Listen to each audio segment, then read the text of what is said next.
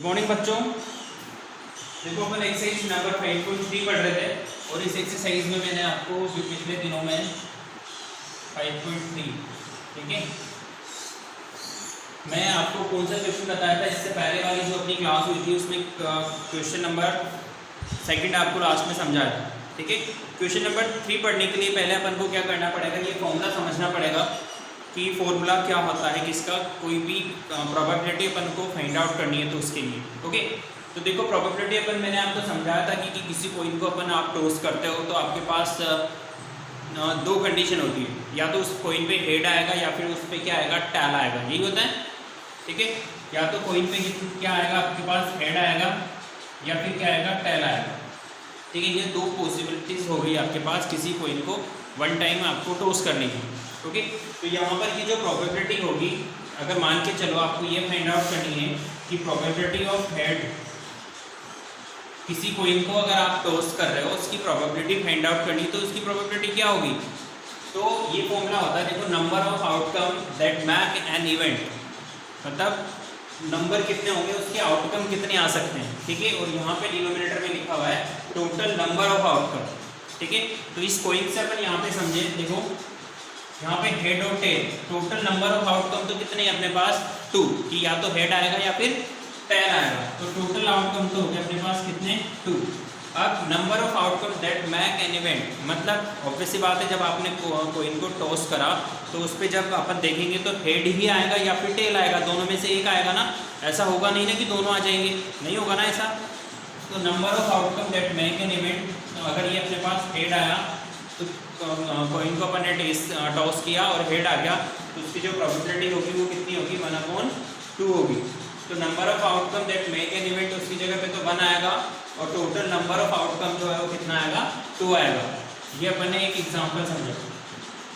दूसरा एग्जांपल लेते हैं। ठीक है, जैसे आप डाइस को रोल कर रहे हो, ओके, किसी डाई को आप रोल कर रहे हो और इस तरीके से डाई पे इस तरीके से नंबर लिखे होते हैं आपके पास, ये नंबर लिखे होते हैं। आप जब लूडो खेलते हो तो उसमें डाइस पे कितने नंबर होते हैं, ये होता है 1 2 3 4 5 6। ठीक है, तो मान के चलो मुझे प्रोबेबिलिटी फाइंड आउट करनी है 6 की, तो 6 की प्रोबेबिलिटी कितनी होगी, जब आपने डाइस को रोल करा, टिप करा, तो 6 कितनी बार में आएगा, फर्स्ट टाइम आया, एक बार पे एक ही तो आएगा ना, तो यहाँ पे लिखेंगे 1 और टोटल नंबर कितने हैं आपके पास, 6। देखो 1 2 3 4 5 6, तो टोटल नंबर तो कितने हैं आपके पास, 6 है।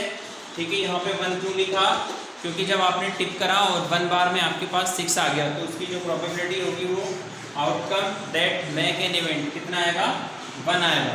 ठीक है, अब आगे के अपन क्वेश्चन करके देखते हैं, आपको आ जाएगा समझ में, अगर नहीं आता है तो मैं और एग्जाम्पल आपको समझा दूंगा। ओके बच्चों, तो देखो क्वेश्चन नंबर आपका 3 है, ये आपको लिखना है फॉर्मूला। इसमें लिखा हुआ है कि probability of the pointer stopping on D in question number first. देखो क्वेश्चन नंबर फर्स्ट के अंदर इस तरीके से ये पॉइंटर बना रखा था, पहले मैंने जब क्वेश्चन किया था तो यहाँ पर ये ए था, ये बी था, ये सी लिखा हुआ है, यहाँ पे इधर डी लिखा हुआ था और ये ए लिखा हुआ था, यहाँ पर ये आपका पॉइंटर बना हुआ था, ये इस तरीके से। ठीक है, तो अब यहाँ पे देखो आपकी प्रोबेबिलिटी ऑफ डी, यहाँ पे लिखेंगे ये प्रोबेबिलिटी और पॉइंटर स्टॉपिंग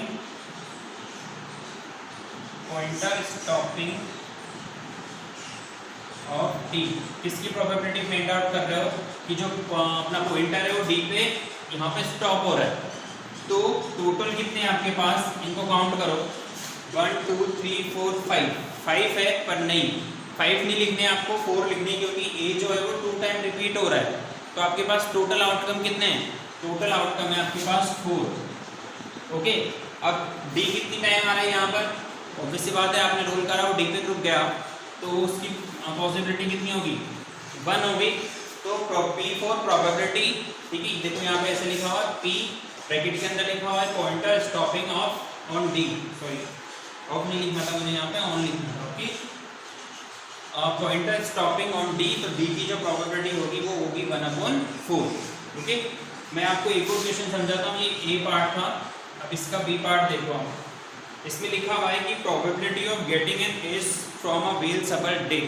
देखो ताश देखी होगी आपने, ठीक है, 3 पत्ती खेलते हैं पूरे के पूरे बच्चे, मुझे पता है तुम लोग गेम खेलते हो सबके साथ, ठीक है। 3 पत्ती तो खेलते ही होंगे तुम लोग, नहीं खेलते? हाँ, तुम्हें तो पबजी खेलने से कोई वो नहीं मिलता होगा ना, फ्री फायर पबजी यही चल रहा है आजकल तो। और कौन सा चल रहा है? नए गेम आ गए होंगे ना। तो पहले तो फ्री फायर खेलते थे बच्चे, फिर पबजी खेलते थे, सॉरी पबजी तो बंद कर दिया, बताया मर गए बच्चे 2-5। एनीवेज चलो अच्छी बात है, खेला करो, क्योंकि अभी जैसे गेम नहीं खेलोगे तो आपको कैसे पता चलेगा कि डाइस क्या होती है ना। और आप 3 पत्ती नहीं खेलोगे तो हाउ डू यू नो कि ताश के पत्ते क्या होते हैं, डेक क्या होती है, एस क्या होता है। एनीवेज तो यहाँ पे आप देखो यहाँ पे अपने पास जो होता है क्वेश्चन इसमें लिखा हुआ था कि देखो ताश होते हैं, उसमें कितने इक्के होते हैं बताओ, एस कितने होते हैं? How many S? 4 होते हैं ना, है ना, 4 ही होते हैं ना, ऐसा तो नहीं कि 5 होते होंगे। तो इसकी जो प्रोबेबिलिटी है अपन को फाइंड आउट करनी है, यहाँ पे लिखेंगे ये प्रोबेबिलिटी ऑफ, इसकी प्रोबेबिलिटी फाइंड आउट करना है 18, यहाँ पे लिखेंगे पूरा 18 NS। तो देखो 18 NS इसकी प्रोबेबिलिटी अगर अपन को फाइंड आउट करनी है तो टोटल कितने एस होते हैं अपने पास? 4। और टोटल नंबर ऑफ कार्ड कितने हैं? 52 कार्ड होते हैं ना डेक के अंदर, तो ये 52 लिख देंगे यहाँ पे, ठीक है। अब ये जो 4/52 आ रहा है, इसको चेक करना है कि ये अगर कट रहे हैं बाय द वे तो इनको काट देंगे। तो 4 की टेबल से ये 1 टाइम कटेगा और ये 4 से कटेगा 13 टाइम, ठीक है। तो किसी इक्के की एस आने की जो प्रोबेबिलिटी होगी वो कितनी होगी? 1/13 होगी, ठीक है। अब इसी का थर्ड पार्ट देखिए अपन, ये थर्ड पार्ट, इसके थर्ड पार्ट में इस तरीके से एक डायग्राम बना हुआ है ये छोटा सा, और इस तरीके से देखो यहाँ पे जी लिखा हुआ है, इसमें रेड लिखा हुआ है, इधर भी रेड लिखा हुआ है, इधर भी रेड लिखा हुआ है, इधर जी लिखा हुआ है, इधर आर लिखा हुआ है, और यहाँ पे जी लिखा हुआ है, ठीक है।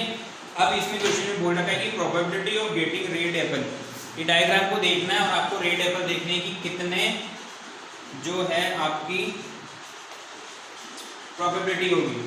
तो इनको काउंट करो आप। तो रेड एप्पल कितने सारे हैं यहाँ पे देखो आप, टोटल एप्पल तो कितने हैं बताओ, इनको काउंट करो सर्किल में। देखो यहाँ पे काउंट करो आप कि इसके अंदर जो है रेड एप्पल कितने हैं। तो यहाँ पे लिखनी है ये प्रोबेबिलिटी ऑफ, इसकी फाइंड आउट करनी है तुमको, रेड एप्पल, रेड एप्पल। तो प्रोबेबिलिटी ऑफ रेड एप्पल देखो कितने हैं, 1 2 3 4 5 6 7, टोटल तो कितने हैं अपने पास? 7। और रेड कितने हैं देखो, एक तो ये रहा, एक ये रहा, एक ये रहा और एक ये रहा, तो ये हो गए 4/7, ठीक है ना।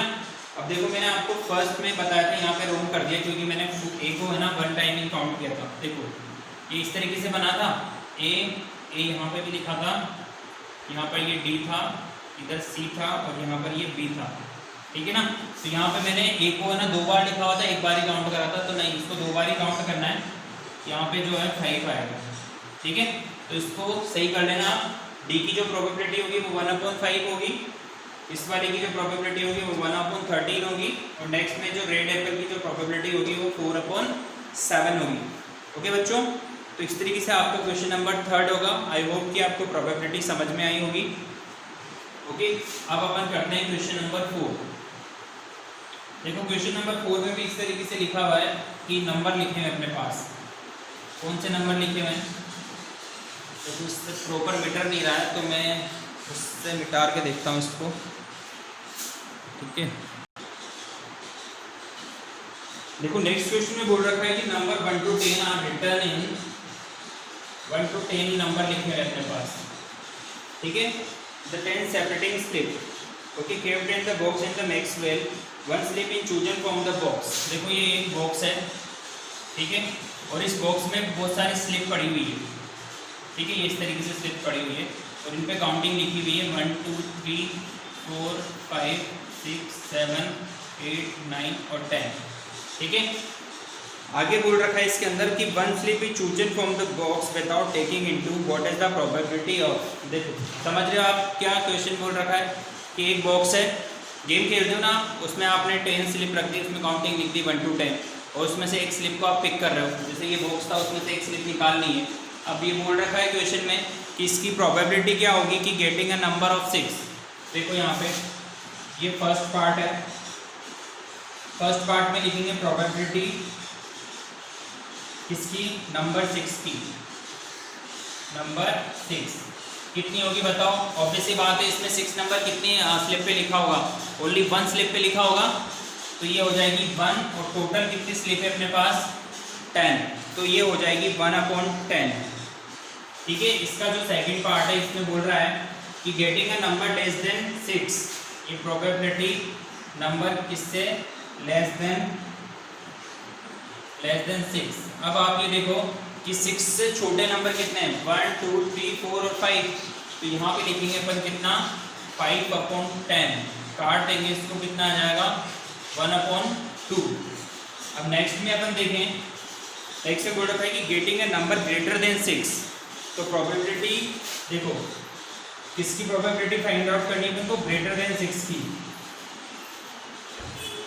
ग्रेटर देन 6, यहाँ पे देखो आप कि 6 से बड़े कितने नंबर है? 1 2 3 और 4। 4 नंबर अपने पास 6 से बड़े हैं, तो यहाँ पे लिख देंगे कितना, 4/10।